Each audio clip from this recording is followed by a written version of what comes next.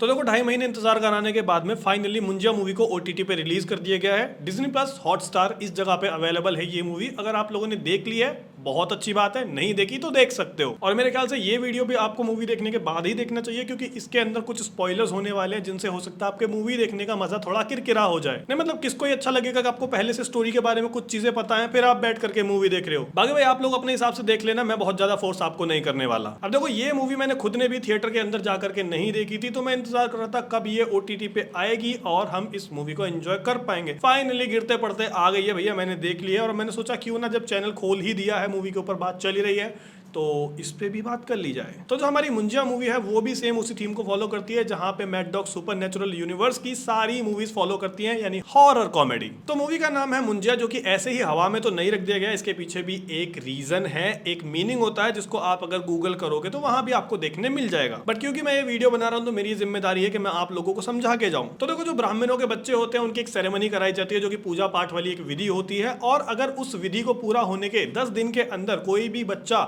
मर जाता है तो वो फिर बन जाता है ब्रह्म राक्षस। और वही ब्रह्म राक्षस इस मूवी के अंदर दिखाया गया है अपना मुंजिया, जिसे ट्रेलर वगैरह में आपने अच्छी तरह से देखा होगा, जो दिखने में एक पेड़ जैसा लगता है। और हमारी मूवी की जो पूरी स्टोरी है ना, वो भी इसी बच्चे के अराउंड घूमती है। इस बच्चे का नाम होता है गोटिया, जो कि बहुत छोटा होता है उम्र में, और अपने से 7 साल बड़ी लड़की से प्यार कर बैठता है, जिसका नाम होता है मुन्नी। तो जो गोटिया के घर वाले होते हैं उनको ये चीज बिल्कुल भी पसंद नहीं आती, और इसी टाइम पे मुन्नी की शादी कहीं और करा दी जाती है। वहीं अपना जो गोटिया होता है उसको इस बात को लेकर के बहुत ज्यादा बुरा लगता है। अब वो जाता है काले जादू की मदद लेने के लिए अपनी मुन्नी को हासिल करने। तो वहीं पास में एक जगह होती है जिसका नाम होता है चटुकवाड़ी। वहां पे एक पेड़ होता है, उसके पास जाकर के वो बलि देने जाता है, साथ में लेके जाता है अपनी छोटी बहन को। हालांकि उसे किसी आदमी की बलि देनी थी, लेकिन वो हरामखोर इतना ज्यादा ठरकी है, अपनी बहन को ही लेके चला गया। बोला कि हाँ, आदमी में और औरत में क्या ही फर्क होता है। लेकिन समहाउ वो अपनी सिस्टर की बलि नहीं दे पाता, अपनी खुद की ही बलि पैर फिसल के वहां पे गिर जाता है, और उस पेड़ से टकराने के बाद बन जाता है एक ब्रह्म राक्षस। और ये जितनी भी तरह के मुंजिया होते हैं ना, ये जाने जाते हैं अपनी अधूरी इच्छाओं को पूरा करने के लिए। तो सेम हमारे गोटिया के साथ में भी दिखाया गया है, उसकी इच्छा थी मुन्नी को हासिल करना।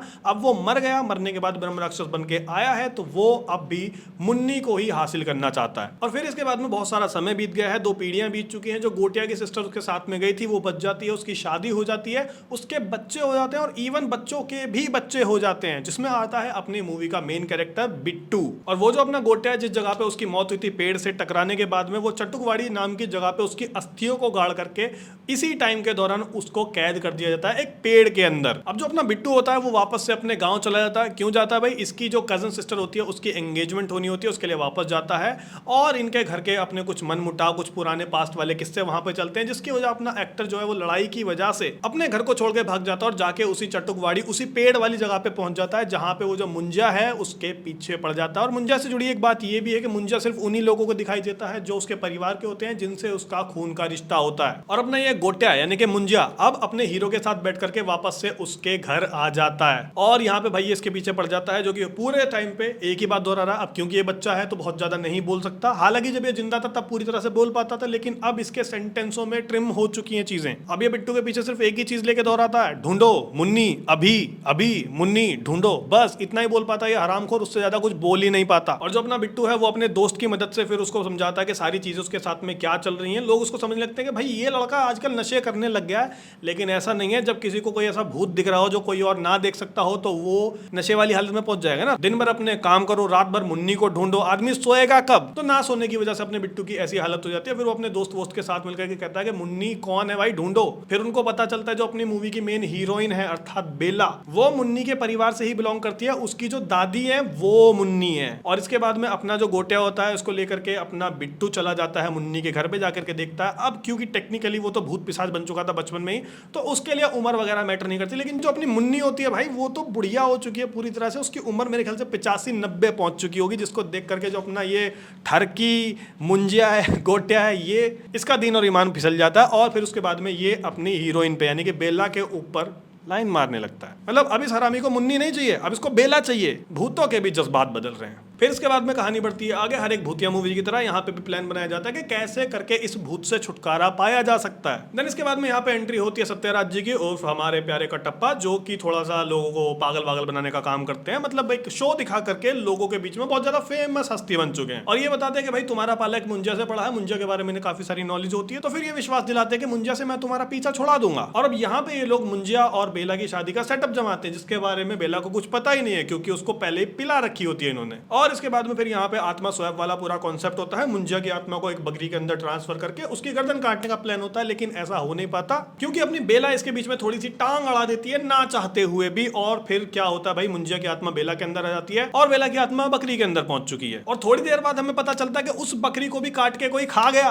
नहीं लिटरली क्या हो रहा है, बट डोंट वरी, थोड़ी देर के बाद में वो बकरी मिल जाती है। जिस बकरी को खाया था वो एक अलग बकरी होती है, जिसको नहीं खाया वो दूसरी बकरी है। फिर वापस से आत्मा स्वैप कराने की कोशिश होती है, अब की बार में फिर से गड़बड़ हो जाती है। मुंजिया अब की बार एक आदमी के अंदर पहुंच जाता है, बेला बेला के अंदर रह जाती है, बकरी बकरी के अंदर पहुंच जाती है। मतलब क्या हो रहा है ये। बट एट द एंड उस मुंजिया को आदमी, औरत, बकरी इन सबके शरीर से निकाल करके वापस से उस पेड़ के अंदर कैद कर दिया जाता है, जहां पे पेड़ के अंदर आग लगा दी जाती है। अब आप लोग ये सोचोगे कि आग से भूत प्रेत मर जाते हैं, लेकिन मूवी का जो पोस्ट क्रेडिट सीन है उसमें हमें दिखाया जाता है पेड़ के अंदर मुंजिया अभी भी एग्जिस्ट करता है। और इसके बाद में हमें देखने मिलता है एक और पोस्ट क्रेडिट सीन, जिसको कि अगर आप स्त्री 2 मूवी देख चुके हो तो आपने ऑलरेडी देख लिया होगा, जहां पे भेड़िया मूवी के बारे में हमें दिखाया गया है, जहां पे अपना जना और भास्कर होते हैं। जना ढूंढते हुए आता है भास्कर को जंगल के बीच में कि भाई मेरे पास में यही काम है, पूरे दिन तेरे को ढूंढते रहूंगा, चुपचाप ही चड्डी पहन ले। चड्डी पे लिखा होता है मुन्नी, तो मुन्नी और भेड़िया दोनों को इंटरलिंक कर दिया है कच्चे का इस्तेमाल करके। बाकी मूवी के बारे में कुछ अच्छी चीजों की बात करें जो मुझे सबसे ज्यादा पसंद आई है। सबसे पहली चीज तो मूवी सिर्फ 30 करोड़ रुपए में बनी है। 30 करोड़ में बनने के बाद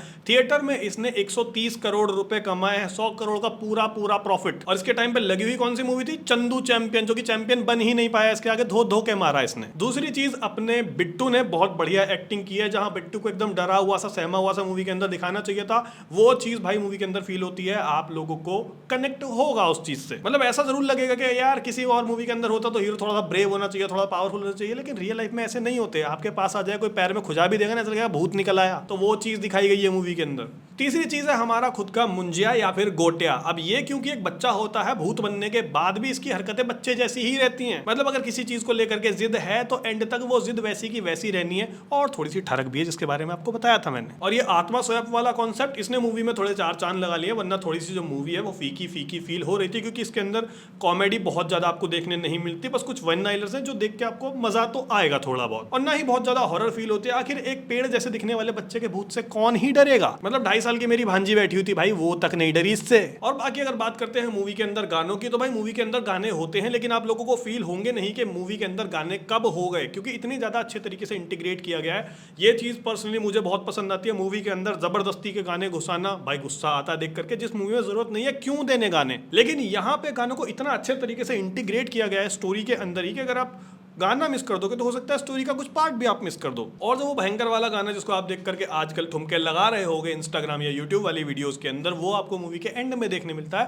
पोस्ट क्रेडिट से जस्ट पहले। सो मेरे ख्याल से 30 करोड़ रुपए के बजट को बहुत अच्छी तरह से जस्टिफाई कर देती है ये मूवी। हाँ, अगर आप इसे कुछ तगड़ी मूवी से कंपेयर करने लगो और इवन स्त्री 1 या स्त्री 2 से कंपेयर करने लगो तो उनके सामने स्टैंड आउट नहीं कर पाएगी। बट अगर आपको इस पूरे यूनिवर्स को समझना है तो मे बी आप लोगों के लिए देखनी जरूरी है। और एक चीज मैंने इस मूवी के अंदर ये नोटिस की है कि इस मूवी ने बड़ी ही चालाकी के साथ में रूही मूवी का पट्टा शायद से कट कर दिया है, क्योंकि इस मूवी के अंदर एक टीवी दिखाया जाता है, उस टीवी के अंदर एक मूवी चल रही होती है जो कि होती है रूही मूवी। अब ये चीज किस तरह से सेंस बनाती है, देखो 2-3 चीजें आपको बताऊंगा। सबसे पहली बात तो जो रूही मूवी है उसके अंदर इतना ज्यादा मजा नहीं आया लोगों को, और वो मूवी इतनी ज्यादा चली भी नहीं थी पैसा कमाने के मामले में मैं बात कर रहा हूँ, तो मेकर्स ने उस मूवी को हटाना ही चाहा होगा। दूसरी, उसके अंदर भाई जानवी कपूर की एक्टिंग, भाई वाह, छी ससुर वाला रिएक्शन निकलता है देख के। और तीसरी चीज सबसे ज्यादा ये है कि भाई राजकुमार राव ही वहां पे भी लीड रोल में है, और इधर स्त्री की अगर बात करते हैं, स्त्री 2 की बात करते हैं, यहाँ पे भी लीड रोल में है। तो अगर दोनों ही फिल्म्स को यूनिवर्स के अंदर रखा जाता एक ही लाइन के अंदर, तो एक समय आने पे मूवी वालों को 2 राजकुमार राव दिखाने पड़ते अलग अलग कैरेक्टर प्ले करते हुए, जो कि मेरे ख्याल से बहुत ज्यादा कॉम्प्लिकेटेड चीज हो जाती है और उसका कोई सेंस नहीं बनता। तो उन्होंने सोचा क्यों ना रूही को, तो हो सकता है आने वाले टाइम में इस यूनिवर्स के अंदर आपको रूही का कुछ देखने ना ही मिले। सो ये थी कुछ चीजें इस मुंजिया मूवी के बारे में जो मुझे लगा आपके साथ में मुझे शेयर कर देनी चाहिए। सो मैंने कर दी। आपको कैसी लगी ये बातचीत मुझे कमेंट करके जरूर बताना, और ऐसे वीडियोस के लिए लाइक शेयर सब्सक्राइब करना मत भूलना। मैं आपसे मिलता हूँ अगले वीडियो में, तब तक के लिए गुड बाय।